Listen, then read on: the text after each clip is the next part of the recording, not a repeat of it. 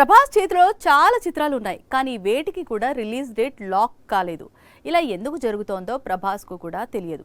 అన్నీ భారీ చిత్రాలే, పైగా పాన్ ఇండియాను షేక్ చేసేవే. అందుకే షూటింగ్ అయినప్పుడే రిలీజ్ డేట్ లాక్ చేద్దాం అంటున్నాడు. కాకపోతే రిలీజ్ డేట్కు సెంటిమెంట్ ఫాలో కావాలంటున్నాడు. లాస్ట్ ఇయర్ డిసెంబర్ కు రిలీజ్ అయి పాన్ ఇండియాను షేక్ చేసింది పుష్ప 2.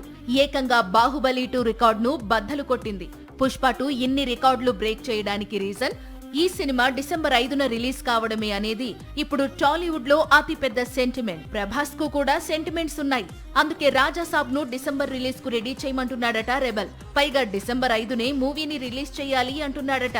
గతంలో ప్రభాస్ నటించిన సలార్ కూడా డిసెంబర్ లోనే రిలీజ్ అయి సంచలన విజయం సాధించింది.